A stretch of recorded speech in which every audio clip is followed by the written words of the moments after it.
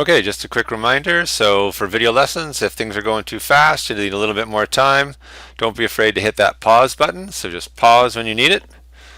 Today we're going to look at something called rate of change. So today's learning goal is to investigate the way a linear relationship changes by investigating its graph, its table of values, and its equation. So I have two here. Okay, and I've done all the work for you, so I just want to explore a little bit more of what's happening. So we have y equals 2x as our left graph right here.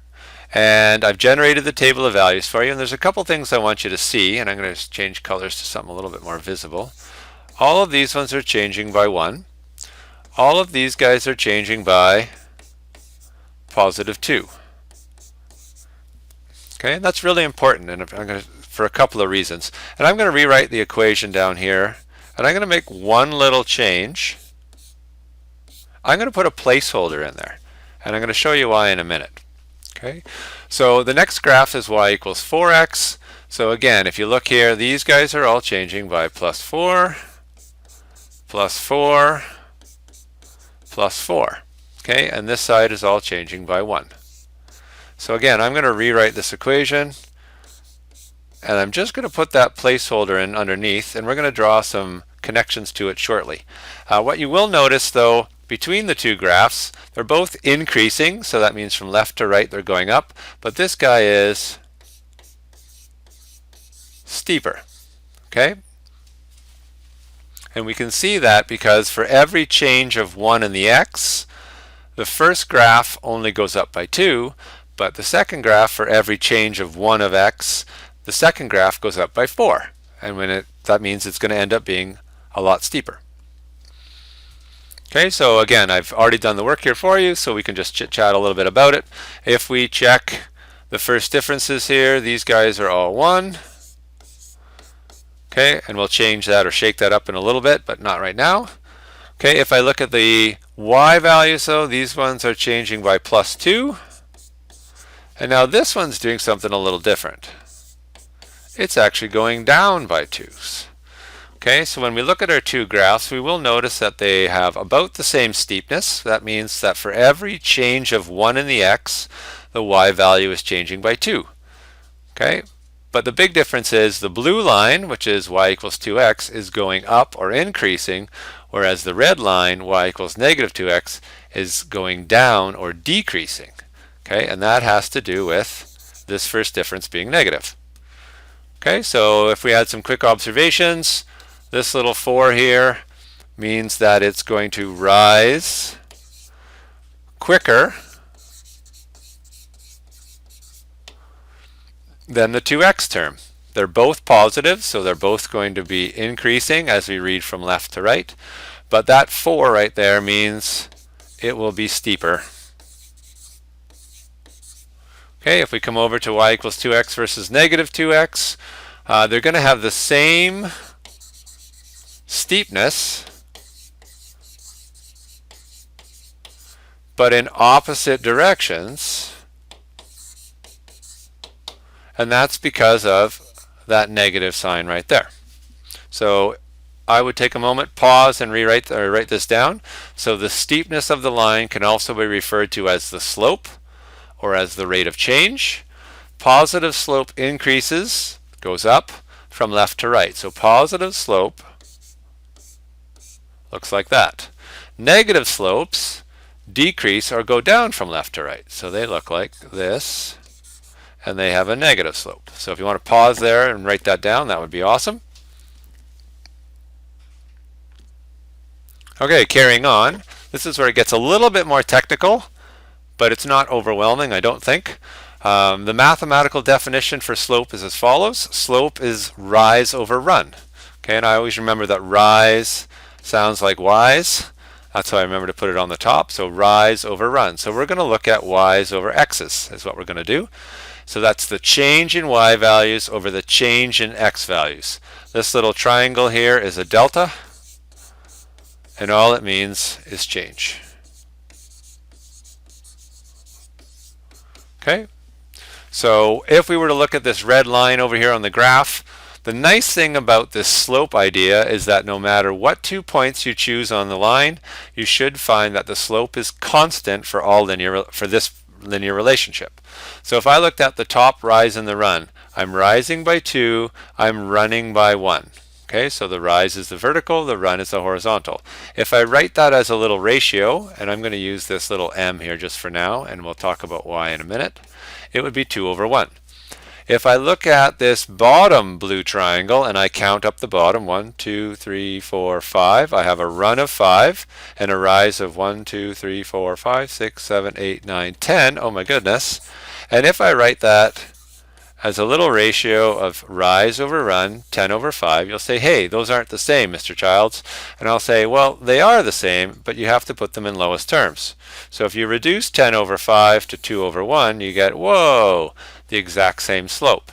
So if you took that 2 over 1, which is your rise over run, you should be able to see, and I'll take a green marker here, if I go up 2 and right 1, up 2 and right 1, up 2 and right 1, and I build this little staircase, you'll notice I always get back to the red line. Okay, so determine the slope or rate of change for the following linear relationship. And I'm going to give you a whole bunch of ways to do this, but I want to go over a couple skills just as we go here. If I don't know how to fill in a table, this is a good time to refresh it. I'm going to start at 0 for now. Okay, so what I do is I take x equals 0 and I substitute it into the equation. So in this case, I would have 3 times 0 minus 2. So the answer here would be negative 2. I go to the next one. 3 times 1 minus 2. So that would be 3 minus 2. I would just get a 1. And then 3 times 2 minus 2. And I'm not going to do all of these, but you get the idea. So that would be 3 times 2 is 6, minus 2 is 4. And I can carry on and fill in the rest of those. I'll get rid of some of that because I don't need that. So I need to have my space back. And so you can probably start to see a little bit of a trend here. Okay, so these guys are going up by 3. So the next entry would be 7. The next entry is 10. I can also work backwards. And if I wanted to, let's just do one quick calculation here to make sure I'm doing it right. This would be negative 3. Sorry, 3 times negative 3 would be negative 9. Negative 9 minus 2 would be negative 11. That fits my pattern, so I'm pretty confident that those numbers are right. Okay, and then if we go back in here and we check our first differences, we'll see they're all positive 3s all along that side. Down the left-hand side for the x's, we'll notice that all of the rates of change are all 1. Okay, so if I was to draw this, I always like to start at 0 because I find that's the easiest place to find things. 0, negative 2, 1, 1, 2, 4, 3, 7, and then the really observant people will start to notice the pattern, and you can just draw it based on the pattern. Okay, so now if I can connect those relatively straight, there we go. I'm going to switch over to red for a minute, and if I choose any 2 points, I'm going to choose these 2 that are really close together. I have a run of 1 and a rise of 3. Well, 1 and 3, if that's my rise, and that's my run, where else have I seen those numbers? Whoa, there they are. So this change in my x value is my run. This change in my y value is my rise. And again, I can take any points I want. If I go between these 2 right here, this would have a run of 3. This is a run of 9. Sorry, a rise of 9. And if I put that in as a ratio, 9 over 3, I would still get 3 over 1. Okay, I'm going to point out a couple of locations where you can find this. You can get your slope from your first differences, as we did right here. You can get your slope from your graph, where you can draw a little triangle, so that's a second method.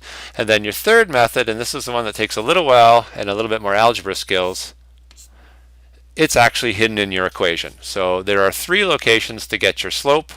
Let's get a highlighter going here. You can use your first differences, you can use the graph, or as we get better, we'll start to use the equation.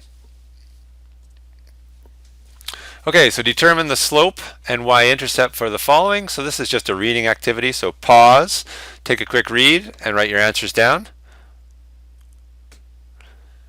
Okay, so let's have a quick look. I'm going to draw a quick picture on here to count my rise and run. I want to be really careful making sure my squares are all worth 1. So this is a run of 2 and a rise of 1, 2, 3, 4, 5, 6. So my slope is 6 over 2, or just 3 over 1. My y-intercept is this point right here, which is 0, negative 6. And if I combine those two pieces together, you're going to see this in the future, and I'll let some people make their own connections. But you should start to see that, hey, look, that slope showed up here, and that y-intercept showed up here. Okay, if we go over to this table of values, we can get our slope by finding our first differences. And this is my run. This is my rise. So if I'm looking for the slope of this particular graph, I know it's negative 2 over 1. My y-intercept happens wherever the x value is 0. So there it is. Sorry, my y-intercept, I should say. My apologies. My y-intercept is 0, negative 1. That's supposed to be a negative 1 there, not a 7. Let's try that again. And if you're starting to see some patterns here, you could probably guess the equation of this one. It is y equals negative 2x minus 1.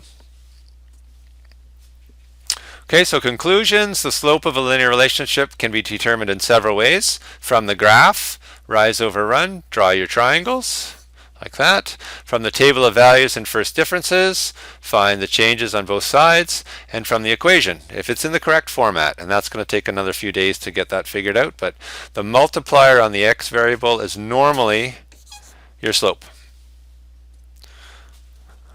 Okay, let's try one last question here. Stan's summer job was mowing lawns. He recorded his pay and the number of hours spent mowing each lawn over the course of the summer.